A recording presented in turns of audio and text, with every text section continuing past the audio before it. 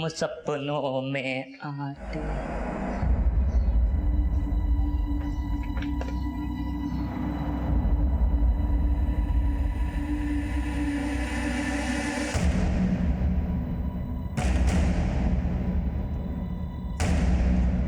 क्या कर रहा है ये? क्या कर रहा है? मैंने तुझे 50 मरतबा मना किया ना, वो मेरी बहन है, मेरी बहन से दूर रहना। साला साला तो मैं तुझे बनाऊंगा। क्या बोलता है? अपनी बहन का हाथ मेरे हाथ में देता है क्या? अपनी औकात देखा है तू? अब मैं तुझे अपने परिवार के जैसे मानता हूँ और तू बार बार वही हरकतें करता है। चल निकल निकल यहाँ से। अरे दोबारा मेरे बीच में आना नहीं। अरे क्या हुआ क्या? अरे इसको समझाओ, इसको मैं अपने घर के जैसा, अपने परिवार के जैसा मानता हूँ। ये साला मेरी बहन पर नजर रखता है। बाहर की गंदगी बाहर रख, समझा ना? निकल यहाँ से। देख लूंगा तुम दोनों भाई बहन को ना, देख लूंगा, छोड़ूंगा नहीं। निकाल फिर देख लेना। इतना सब कुछ हो जाने के बाद हरी ने तो आरिफ को ग्रुप से निकाल दिया होगा। भाई साहब, हरी के लिए तो उसका ग्रुप ही परिवार जैसा है और वो किसी के बिना नहीं रह सकता था। और आरिफ ने भी दूसरे दिन माफ़ी मांगी तो हरी ने भी उसे माफ़ कर दिया। ठीक है, अगर इनमें से कोई भी तुम्हें कांटेक्ट करे तो सबसे पहले हमें इन्फॉर्म करना। ठीक है सर।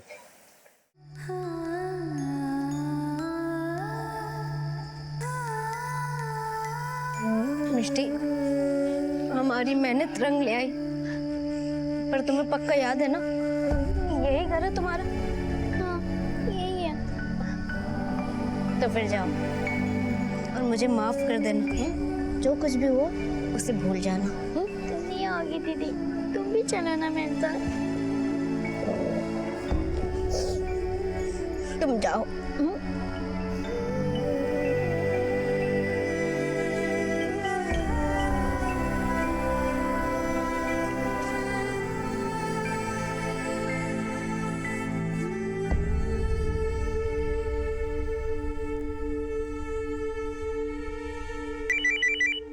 हेलो, ठीक है सर, सांगली से फोन था। वहां एक बच्ची किडनैप हुई थी, जिसे एक बौनी लड़की वापस घर छोड़ के गई है। बौनी लड़की? देशमुख, ये इन्फॉर्मेशन हमारे बहुत काम की हो सकती है, जाके पता करो। सर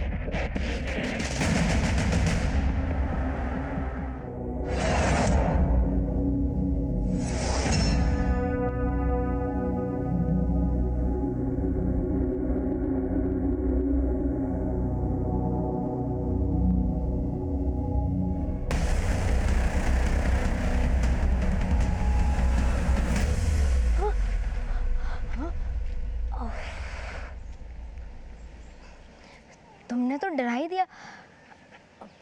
चलो अब मुझे अपने साथ ले चलो।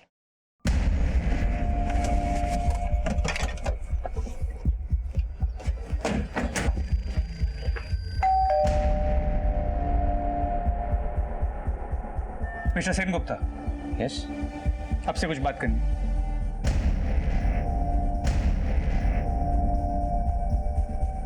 देखो सर, ये है मेरी बेटी मिष्टी।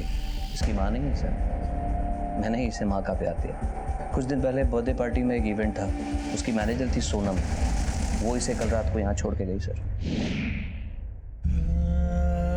मिष्टी, मिष्टी, कहाँ चली गई थी मेरी बच्ची? तुम यहाँ आई कहाँ से? कैसे पहुंची यहाँ पर? वो दीदी। कौन दीदी बेटा? वो तो चली गई। मेरी बच्ची। चल बेटा अंदर चल। सोनम बेटा, तुम्हें पता है तुम्हें उठा के कौन ले गया था? क्या वो इनमें से कोई था? मुझे कौन ले गया वो मुझे नहीं पता, लेकिन सोनम दीदी ने मुझे घर छोड़ा था। सर दरअसल कुछ दिन पहले मिष्टी का 8th बर्थडे था।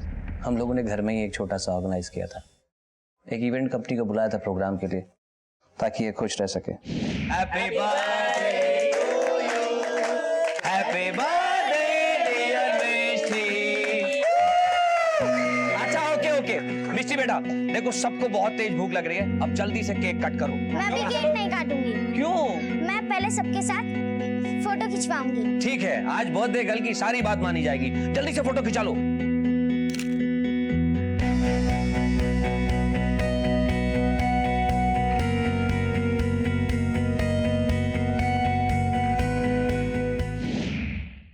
अच्छा, इन दिनों में आपको फिरौती के लिए कोई कॉल आया था? नहीं सर, ऐसा कोई कॉल नहीं है। ठीक है।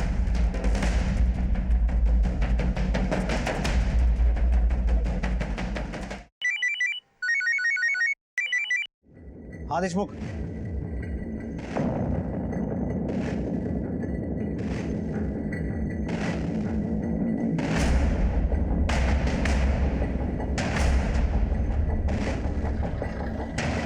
आइए सर, मैंने ही आपको फ़ोन किया था।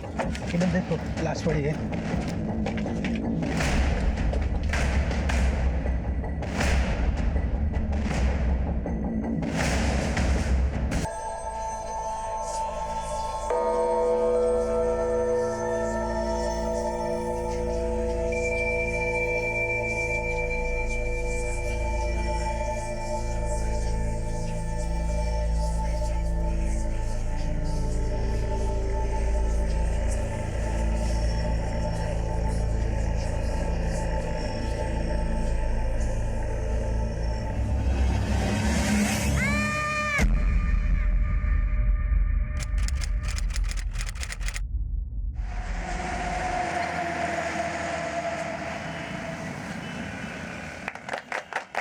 हेलो चिल्ड्रंस, आप लोगों को पता है आज हम आप लोगों को बहुत सारे प्रोग्राम्स दिखाएंगे जिसे देख के आप सबको बहुत मजा आने वाला है।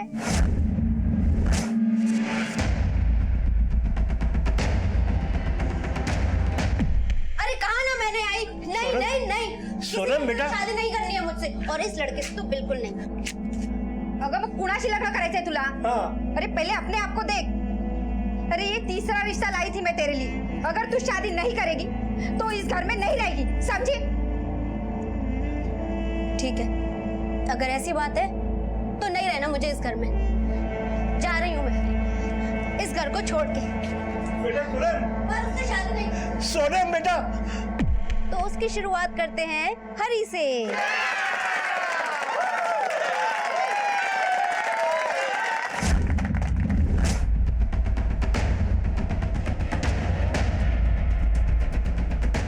नाक कटा के रख दी है तूने। एक तो 6 इंच का पैदा हुआ और सिर्फ 2 इंच बढ़ा, और अब ये नौटंकी करके बाप दादा की इज्जत की धज्जियां उड़ा रहा है। तू मर क्यों नहीं जाता? मर जाऊंगा मैं, अब मुझे जीना भी नहीं है और ऐसे घर में मैं रहना भी नहीं चाहता हूँ जहाँ इंसान को उसके मन से नहीं तन से तोला जाता है। जा रहा हूँ मैं, और याद रखिए यहाँ पे कभी इस घर में मैं वापस नहीं आऊंगा। हाँ, मत आना।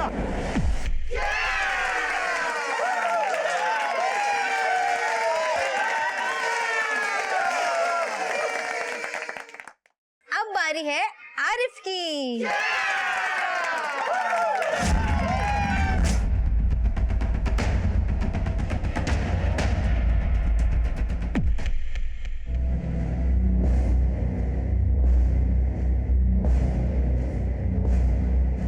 आजा मेरी मैना, अरे आजा ना। एक दिन ना ढेर सारे पैसे लेकर आऊंगा और तुझे उठा के ले जाऊंगा इस पिंजरे से आजाद करके।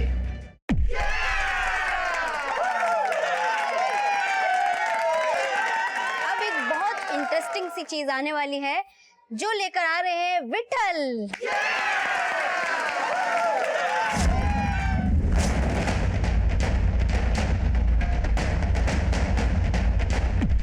चाहे कितना भी पैसा लगे मैं लेकर आऊंगा, कुछ भी करूंगा, लेकिन तेरा इलाज कराऊंगा। तू चिंता मत कर, सब कुछ ठीक हो जाएगा, टेंशन मत ले।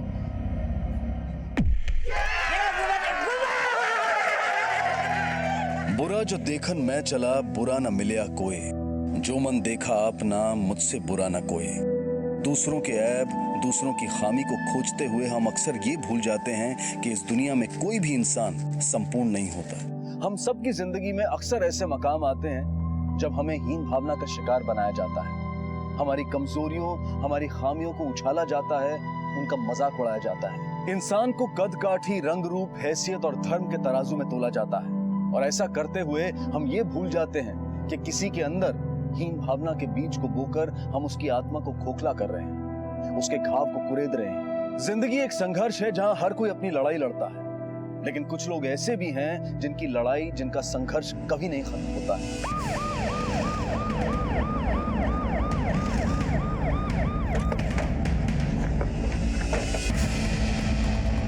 अरे सर, यहीं पे मोहल्ले के बच्चे खेल रहे थे, उन्होंने ही सबसे पहले इस बच्चे की लाश अलमारी के अंदर देखी।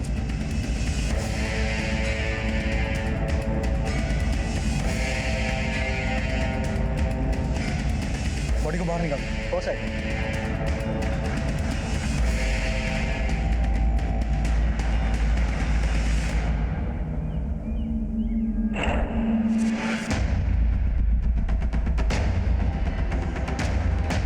ये तो बौना आदमी है। तलाशी लो। सर, तुम आसपास सर्च करो।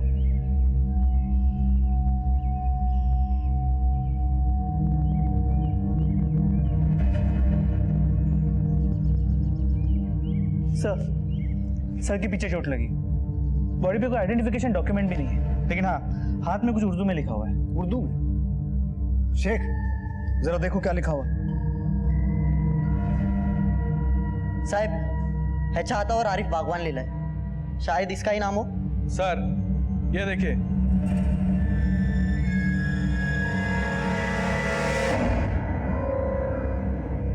शायद इसे यही मारा गया और इसकी लाश को घसीटकर वहां अलमारी में छुपाया गया। लेकिन एक बौने की किसी से क्या दुश्मनी हो सकती है? दोस्ती या दुश्मनी कद देखकर नहीं होती देशमुख। और सवाल ये है कि ये बौना यहाँ आया क्यों होगा? इसकी फोटो सर्कुलेट करवाओ और देखो इसकी कोई मिसिंग कंप्लेंट दर्ज हुई है क्या? जी सर।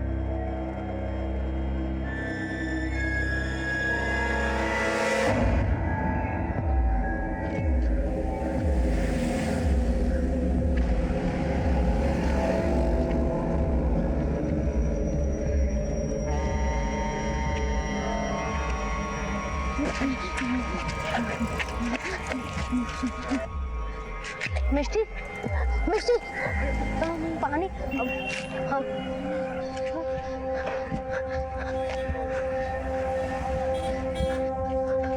दादा, मैं पानी। हाँ।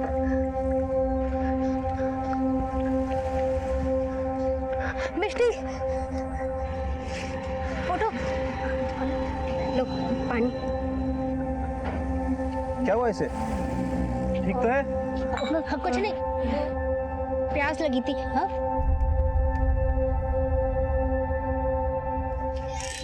सर, उस लाश की शिनाख्त हो गई है। उसका नाम आरिफ बागवानी था। उसके रिकॉर्ड चेक किए तो पता चला उसका क्रिमिनल बैकग्राउंड था। पुलिस उसे छोटी मोटी चोरी के केसेस में ढूंढ रही थी। ये रहता कहाँ था?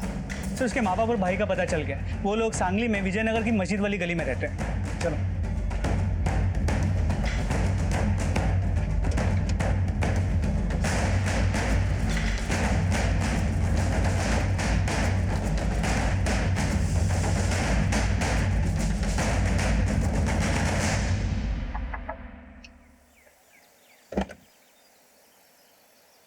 ये आरिफ बागवान का घर है? जी साहब, मैं उसका बड़ा भाई हूँ। क्या आरिफ का कत्ल हो गया? पता था साहब मुझे। जिस रास्ते पे वो चल रहा था ना, उसका यही अंजाम होना था एक दिन। मतलब? नौकरी के लिए बहुत धक्के खाए साहब उसने, लेकिन किसी ने उसे काम नहीं दिया। सब लोग उसका मजाक उड़ाते थे। फिर तंग आकर उसने अपना दिमाग गलत कामों में लगा लिया। जाने क्या चलता था उसके दिमाग में। हर रोज एक नया बखेड़ा। और उस दिन तो भाई, पुलिस, थोड़ा संभाल लेना भाई।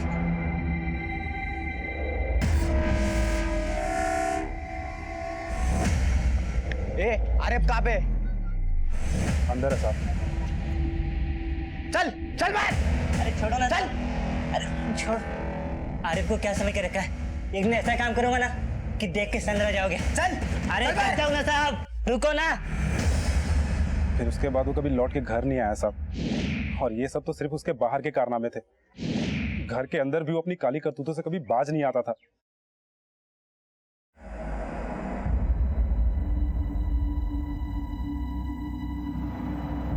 क्या झाँक रहा अंदर? क्या झाँक रहा था? हाँ? ये बता रही काली करतूतें तूने घर में भी शुरू कर दी। मैं फालतू दोस्तों के साथ रह के घटिया आदमी बन गया था वो। किन लोगों के साथ घूमता था वो? सब ज्यादा तो पता नहीं, लेकिन वो सादिक कुरैशी के साथ बहुत घूमता था। सादिक कुरैशी? जी साहब। कहाँ रहता है? मोबिनपुरा में। ठीक। देशमुख, आरिफ का क्रिमिनल रिकॉर्ड था, तो हो सकता है उसका कत्ल उसी के किसी बुरे काम की सजा हो। उसके इस दोस्त सादिक कुरैशी को थाने बुला, देखे उसने दोस्ती निभाई है कि दुश्मनी। सर नहीं चल सकती, मुझे नहीं चलना। बस थोड़ा सा और सब्र कर लो मिष्टी, फिर सब ठीक हो जाएगा। हाँ बस थोड़ा सा और वो देखो वो जगह है ना, बस वहाँ चलते हैं, फिर सो जाना तुम, फिर वहाँ पे अच्छे से आराम कर लेना। हूँ साहब अपन को काय को बुलाया साहब? अपन ने क्या किया साहब? आरिफ के बारे में क्या जानता है? आरिफ साहब वो बटला? हाँ वही, हत्या हो गई उसकी। हत्या? लेकिन साहब एक हफ्ते पहले ही मुलाकात हुई थी उससे मेरी। आजकल आरिफ किन कामों में लगा हुआ था? किन लोगों के लिए काम करता था? वो 3-4 बौने लोगों के साथ पार्टी में कुछ गाने बजाने का काम करता था साहब, और उससे पैसा भी मिलता था। किसी लड़की वड़की के चक्कर में तो नहीं था? अरमान सबके होते हैं साहब, वैसे आरिफ के भी थे। कोई लड़की उसे भाव नहीं देती थी, लेकिन बावला हो गया था वो, इसीलिए उसे अड्डे पे लेकर गया था साहब। पिछले कुछ दिनों से आरिफ का आना जाना था वहाँ? नहीं साहब, आजकल तो प्यार के चक्कर में पड़ा हुआ था। उसके ऊपर शादी करके घर बसाने का भूत सवार था साहब। उसकी ग्रुप की लड़की एक सोनम, उसके साथ शादी करना चाहता था, उसकी छाइट की। उस ग्रुप का मालिक कौन है? ये लोग रहते कहाँ हैं? बौने लोगों का ग्रुप है साहब, हरी, विठल और सोनम। ठीक है, जा सकता है, पर जरूरत पड़ेगी तो दोबारा बुलाएंगे। ओके साहब। आरिफ का क्रिमिनल पास था, कहीं नई नई लड़कियों के चक्कर में तो कांड नहीं हुआ है? उस लड़की सोनम से मिलो, देखो क्या जानकारी हाथ लगती है, पूरे ग्रुप की इंफॉर्मेशन निकालो। सर बेरोजगारी की वजह से आरिफ गलत रास्ते पर चल पड़ा था। आखिर उसके दिमाग में क्या चल रहा था?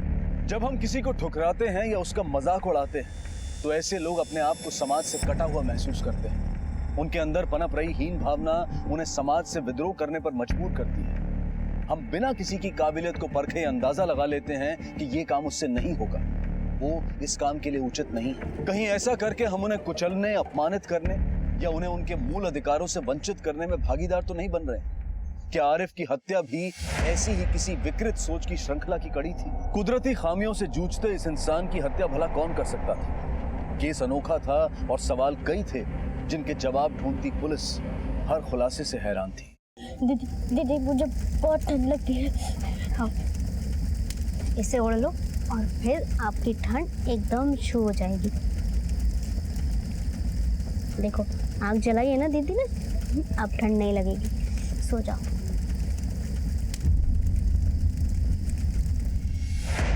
अरे साहब, बातें तो बड़ी बड़ी बोल के गया था मुझे, ले जाएगा इस पिंजरे से उड़ाकर, लेकिन उसके बाद ना ही वो आया और ना ही उसने फोन उठाया।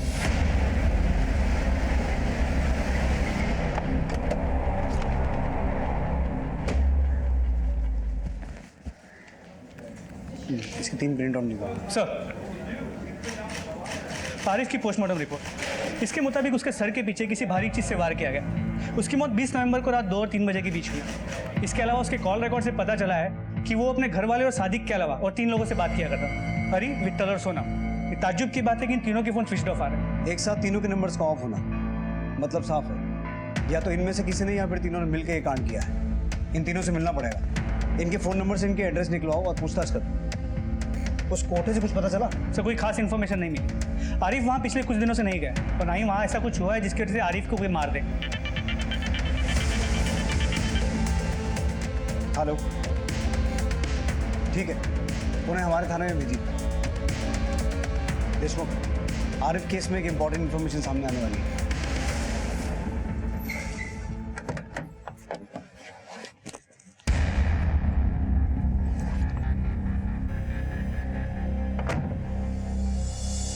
साहेब माझा नवरा विठ्ठल 2 दिन से गायब है साहब, फोन भी नहीं लग रहा उनका। मुझे पता चला है कि उनका साथी आरिफ, उसका कत्ल हो गया है साहब। मैं ये शिकायत उधर करने गई थी, उन लोगों ने मुझे यहाँ भेज दिया साहब। ये रहा साहब उनका फोटो। आप इन सबको पहचानती हैं? हाँ साहब, मैं पहचानती हूँ। ये हरी है साहब, ये आरिफ है साहब, हमारा नवरा है साहब, और उसके बाजू में जो लड़की है ना साहब, वो सोनम है। ये सब लोग ना बर्थडे पार्टी में नाच गाने का काम करने जाते थे साहब। इन सबका आपसी रिश्ता कैसा था? मतलब आपस में कोई झगड़ा या कोई अनबन? सबका तो पता नहीं साहब, पर एक बार ना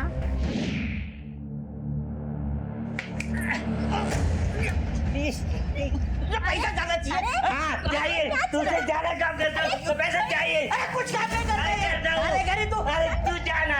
नर्मदा जी, आपके पति के दोस्त आरिफ की हत्या हुई है और आपका पति विट्ठल लापता है। हो सकता है इस हत्या में आपके पति का हाथ हो। क्या लगता है आपको? नहीं साहब, वो ऐसा कभी नहीं कर सकते साहब। उस आरिफ को तो ग्रुप के मालिक हरी ने मारा होगा साहब। क्यों? क्योंकि हरी जो है ना सोनम को अपनी बहन मानता था साहब, और जो आरिफ है ना वो सोनम के पीछे पड़ा था साहब। और हरी कभी नहीं चाहता था आरिफ जैसे लड़के से उसकी शादी हो जाए। मेरे पति को ढूंढिए साहब, ये जो हरी का कार्ड है साहब। ठीक है, आप जाइए। अगर हमें कोई इंफॉर्मेशन मिली तो हम आपको इत्तला करें।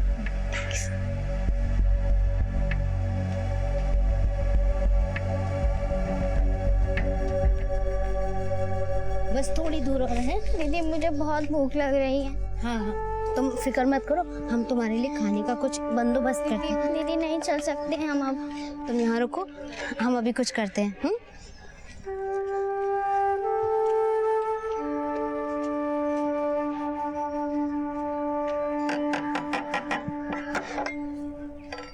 क्या है?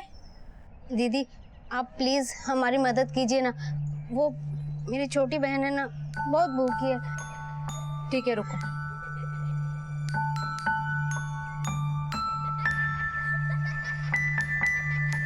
ये लो।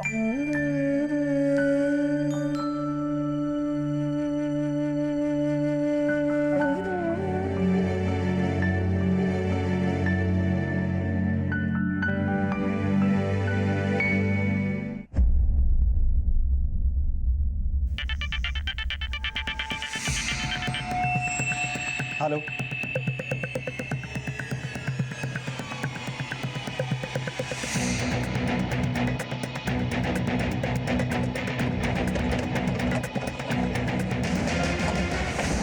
पीछे हटो, पीछे हटो, पीछे हट जाओ।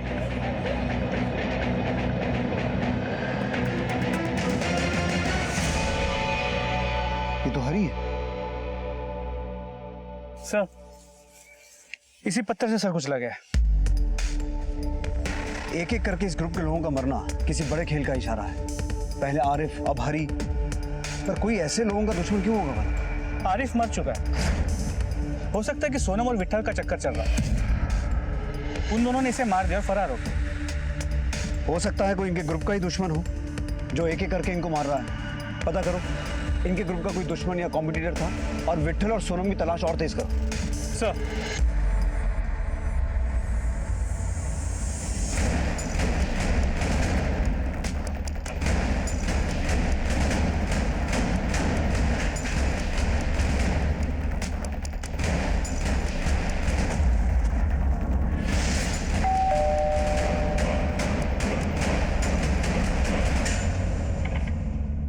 लगता है घर पे कोई नहीं है।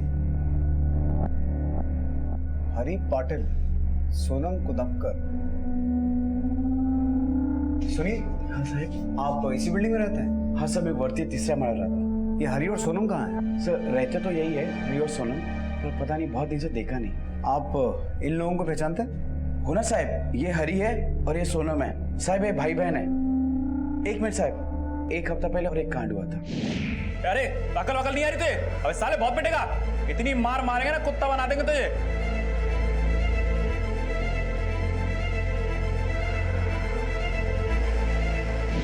आप पहचानते हैं उन लोगों को? मैं नहीं पहचानता उनको। और कोई आदमी जो हरी और सोनम के बारे में कुछ जानता हो? साहब वो वॉचमैन के साथ हरी की बहुत जमती थी। कहाँ है वो, बुलाइए उसे। सर वॉचमैन 2 दिन के लिए मुंबई गया है, आते ही आपके पास भेजते हैं। आरिफ की मौत की वजह यही झगड़ा हो सकता है। हो सकता है कि वो गुंडे आरिफ ने ही भेजा और हरी ने बदला लेने के लिए आरिफ को मार दिया।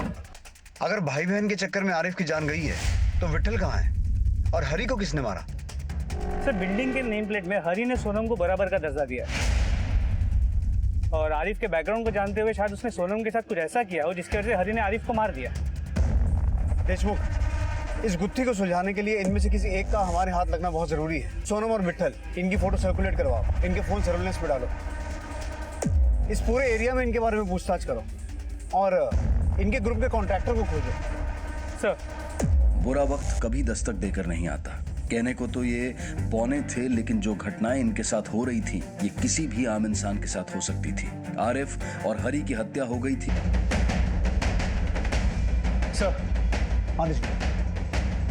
सर आपका शक सही निकला। वो बौनी लड़की सोनम ही थी जिसने मिष्टी को उसके घर छोड़ा था। और सर आपने उस दिन नर्मदा के दिए गए बयान पे गौर किया? उसने कहा था कि हमारी कोई औलाद नहीं है ना, इसलिए हम दोनों मेहनत करके पैसा इकट्ठा कर रहे थे सब इलाज के लिए। तो मुझे लगता है कि विट्ठल ने अपने दोस्तों के साथ मिलकर मिष्टी को किडनैप किया ताकि विट्ठल मिष्टी को अपनी बीवी की गोद में डाल सके। अगर इन लोगों ने मिलकर मिष्टी को किडनैप किया तो सोनम ने वापस लाके छोड़ा क्यों? शायद पकड़े जाने के डर से। देशमुख, मुझे ऐसा लगता है कि नर्मदा अपने पति विट्ठल के बारे में कुछ ना कुछ तो जानती है। पता लगाओ। सर।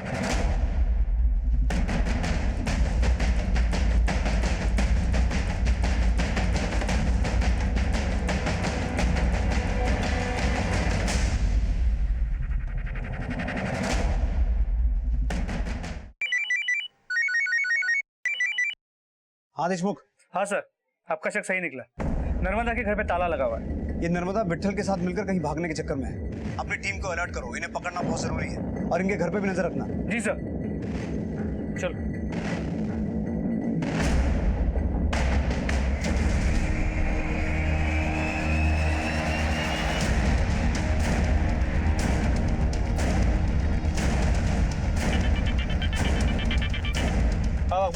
विट्ठल की बीवी नर्मदा किसी के साथ ऑटो में बैठ के जा रही है। हाँ तुम उसका पीछा करो और ऑटो का नंबर मुझे भेज दो। Okay sir. जीवनी रोड ले चलो।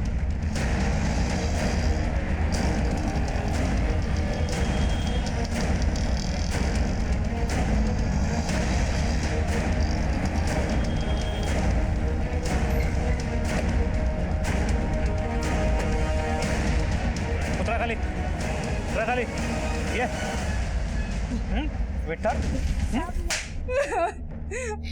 साहेब, साहेब आमचीच मुलगी आहे साहब। सीप में मोती की तरह हमने इसकी परवरिश की थी, लेकिन इसकी तकदीर के आगे हमने हार मान ली। हाँ साहब, लेकिन उसने हार नहीं मानी साहब। भले ही वो कद में छोटी थी, लेकिन सपने बहुत बड़े थे साहब उसके। आई बाबा। अरे ये बक। आई आई अरे अरे आई तुला माहिती आहे काय झालं? मैं पास हो गई। अगं काय सांगतेस काय? आई मैंने अपना फैशन डिजाइनिंग का कोर्स पूरा कर लिया। अरे वाह, छान। और अब देखना मेरा भी एक बुटीक होगा, सोनम बुटीक।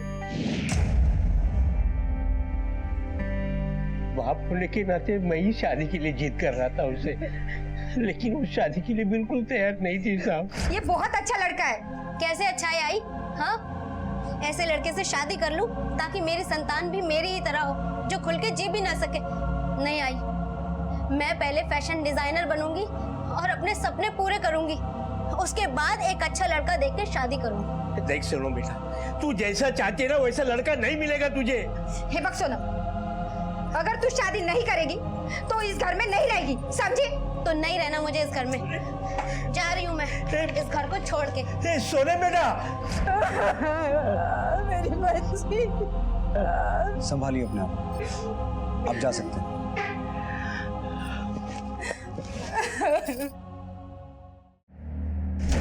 कद में छोटे हो लेकिन काम बहुत बड़े बड़े किए हैं तूने। जो भी बोलना सच बोलना, क्योंकि झूठ सुनने के मूड में बिल्कुल नहीं हूं मैं। सारा किया दरा उस हरी का है सब। अपने बाप से लड़कर वो यहाँ आया, अपना ग्रुप बनाया, फिर उसने हमें उसके ग्रुप में शामिल कर दिया। फिर एक दिन हाँ दोस्तों, आज हम मजा आ गया भाई। आज अपना प्रोग्राम एकदम सक्सेस हो गया भाई। ये काम 11 दिन तक नहीं खींच सकते, कुछ और जुगाड़ करना पड़ेगा। इसमें पैसे कितने मिलते हैं? क्या मतलब पैसे कितने मिलते हैं? हरी भाऊ, छोटा मुंह बड़ी बात बोल रहा हूँ। तुमने हमको सहारा दिया, आपने ग्रुप में शामिल किया, लेकिन ये काम ज्यादा दिन नहीं खींच सकते। फिर तुम लोग करोगे क्या? भीख मांगोगे या फिर से वही चोरी चकारी करोगे? अरे हरी भाऊ, तुम समझते क्यों नहीं? भाई सीधा बात का ना सीधा जवाब दिया कर। अपन लोगों ने तेरे साथ काम नहीं करने का तो नहीं करने का। समझा? चल हाँ, अरे बाबू नहीं परवड़ता हमको ये काम। अरे लेकिन मेरी बात तो सुनो तुम लोग। दादा, ये आरिफ ने ही विठल के दिमाग में भूसा भरा होगा। अरे लेकिन कितने मुश्किल से मैंने इस ग्रुप को बनाया और ये लोग चंद पैसों के लिए इस ग्रुप को तोड़ने पे लगे हुए। दादा, मैं समझाऊंगी उन्हें। हाँ, आप भावुक क्यों हो रहे हैं? कुछ भी हो जाए, मैं इस ग्रुप को टूटने नहीं दूंगा।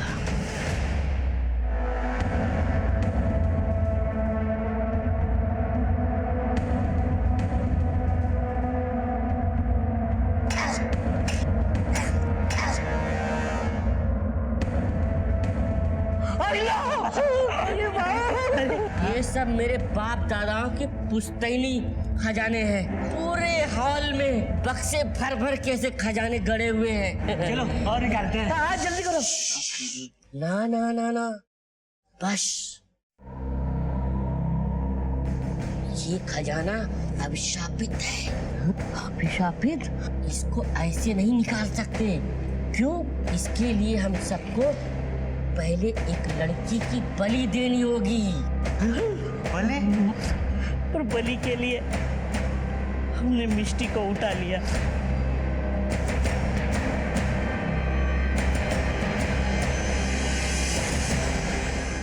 हम मिष्टी की बलि देने ही जा रहे थे, उतने में वहां सोनम आ गई। मर! अरे क्या कर रहे तू? क्या कर रही है? ये सब क्या पागल बने? देख नहीं रही हो? उसके बलि चढ़ा रहा हूँ। आप होश में तो हो? सूरज, इस बच्ची को उठाओ और अभी ले चलो। अरे मजनू छोड़ उसे। अरे छोड़ यहाँ से। तू बीच में मत पड़। छोड़ दे मेरे को। आरिफ और सूरज की हाथापाई में आरिफ की जान चली गई और हम वहां से भाग निकले।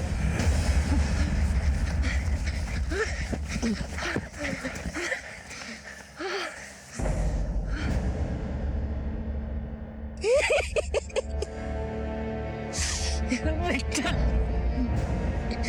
मेरी बदकिस्मती मेरी कद से भी ज्यादा बड़ी है विठल। मैंने ये सब झूठ बोला था सिर्फ तुम सबको अपने साथ रखने के लिए, ताकि एक अपराध के डर से तुम सब मेरे साथ में रहो। कोई सोना चांदी हीरे मोती जवाहरात नहीं है, मैं सच कह रहा हूँ। और वो बने, अरे वो सब झूठ था, एक नाटक था। अरे झूठ बोला। तूने बहुत बुरा किया हमारे साथ। चल पुलिस के पास। पुलिस के पास जाने से पहले मुझे बता कहाँ है वो खजाना। अरे कुछ बता कहाँ है खजाना, है तो तेरी बलि जाएगी।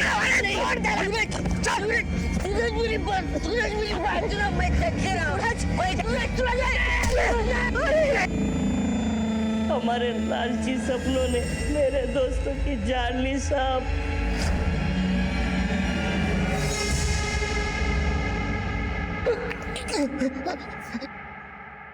देशमुख, बोल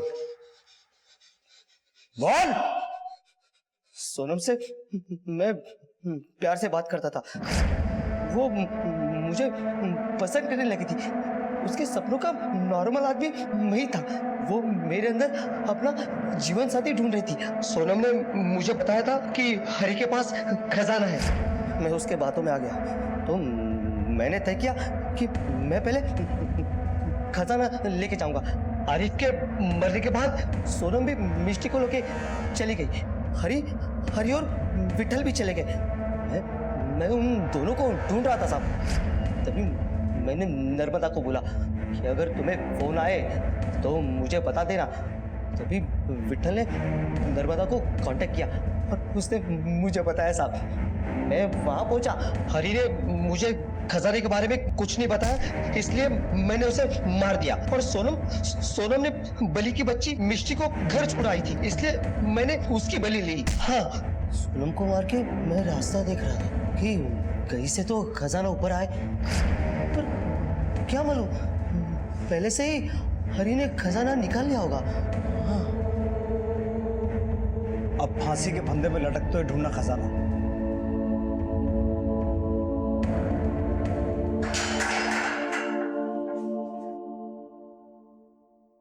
कहने को तो ये कत्ल की वारदातों का सिलसिला था, लेकिन इस अपराध की जड़ क्या थी, कौन जिम्मेदार था और क्यों घटे ये अपराध? हरी का बोला एक झूठ इतने बड़े अपराध की शक्ल इख्तियार कर गया। सवाल ये नहीं है कि उसने झूठ क्यों बोला, सवाल ये है कि उसे किस बात ने झूठ बोलने पर मजबूर किया। सगे और खून के रिश्तों से अपमानित और ठुकराए जाने के बाद हरी ने अपने जैसे ही लोगों को अपना परिवार मान लिया। सोनम के रूप में उसे बहन और विट्ठल और आरिफ के रूप में उसे भाई मिल गए थे। अलग अलग रंग और धर्म के होने के बावजूद उन्होंने एक दूसरे को सहारा दिया, सम्मान दिया। लेकिन जब ये परिवार टूटकर बिखरने पर आया तो उसने गलत कदम उठा लिया। आरिफ को काम मिल जाता तो वो शादी करके सेटल हो जाता। सोनम का हाथ किसी अच्छे आदमी ने थाम लिया होता तो उसकी जिंदगी गुलजार बन जाती। विट्ठल और नर्मदा को किसी ने सहारा दिया होता तो उनके जीवन में भी खुशियां आ सकती थी। हरी के पिता ने अगर हरी को समझा होता तो वो अपने हुनर से अपना नाम रोशन कर सकता था। एक जिम्मेदार नागरिक होने के नाते हमें हर किसी के मान सम्मान और प्रतिष्ठा का आदर करते हुए ही एक कुशल समाज बनाना होगा। इसी विचार के साथ अब मैं अनूप सोनी आपसे विदा लेता हूं। फिर मुलाकात होगी अगले एपिसोड में एक और चौंका देने वाले केस के साथ। तब तक अपना और अपने परिवार का ख्याल रखें और देखते रहें क्राइम पेट्रोल डायल 100। 1 को सीख हम सबको। जय हिंद।